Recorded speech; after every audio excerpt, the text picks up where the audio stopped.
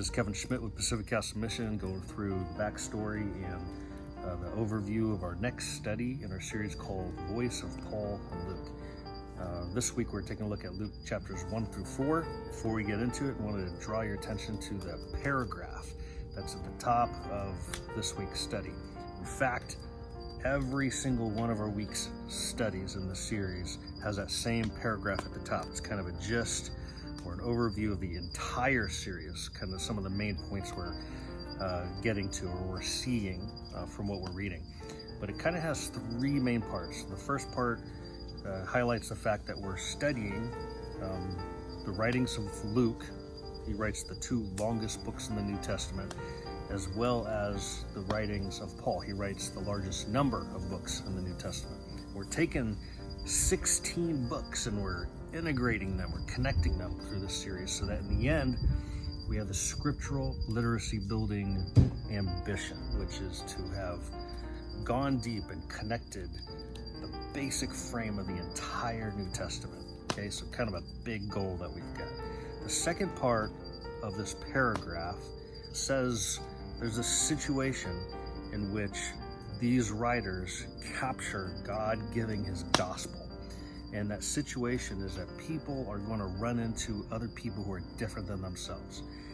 And basically the gospel is going to be dragged across anthropological jealousies, is what I like to call it.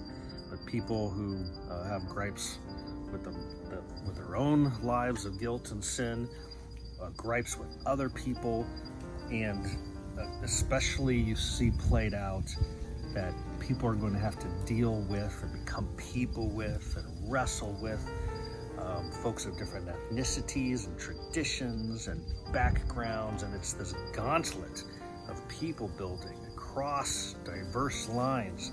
It's that setting in which, and to the third point in the paragraph, the gospel's best stuff gets to be displayed, okay? And one of those things, of course, is this offer from a gracious and generous God that forgivenesses and reconciliation can occur. So you can see why that anthropological setting that the gospel is dragged across really highlights this aspect of what Jesus came to give us.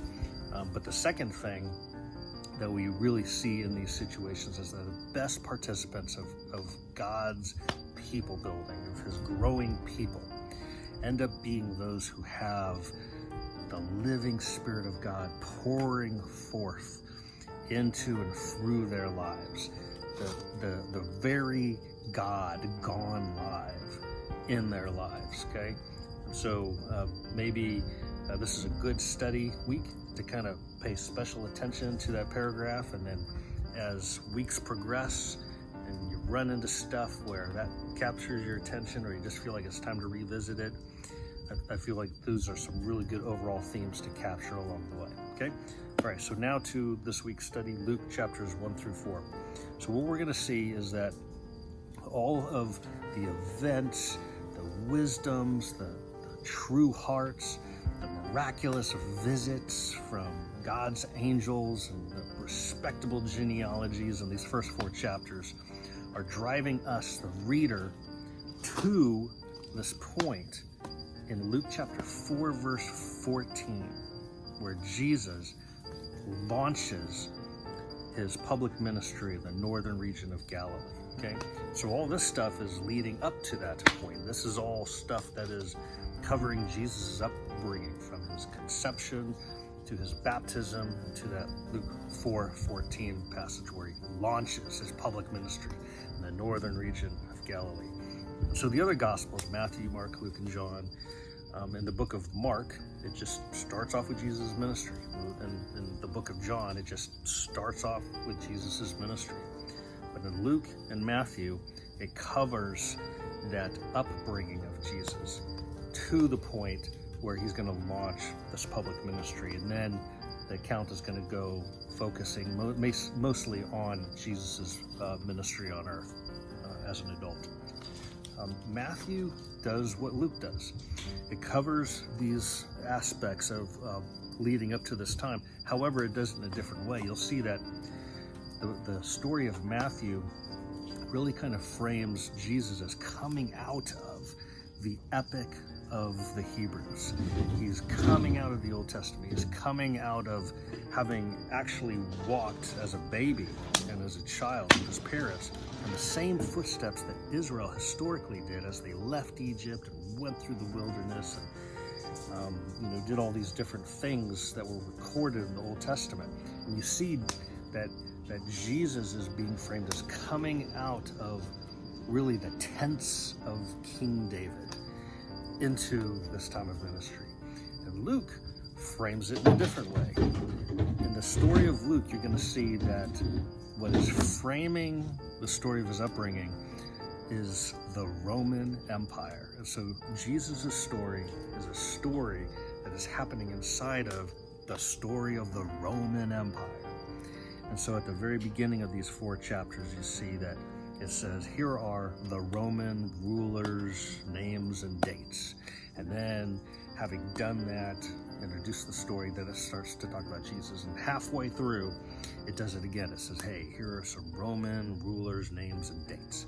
And then it continues until the last scene where it says, and this was the time of these Roman rulers and dates. And so that's a unique thing that Luke is doing.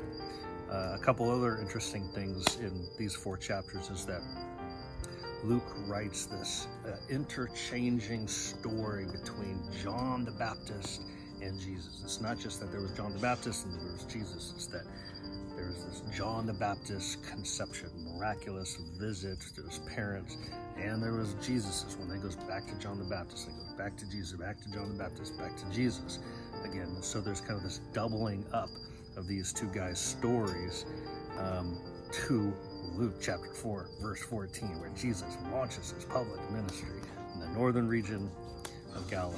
Okay. Another interesting pattern you see during this time is that Luke has the appearances of the Holy Spirit after an unusual centuries of silence. And the Holy Spirit is spotted all throughout this time, so that when we get to Luke 4, verse 14, again, like it says all these other times, Jesus now launches his ministry filled with the power of the Holy Spirit. And there's going to be a big emphasis in Luke's writings about how God's people building is going to go forward, and it can't go forward without the pouring forth of the Holy Spirit, okay? So those are some unique things to see in the study. Hope you enjoy it and the conversations that you have with the folks in your group. We'll catch you next time. Peace out.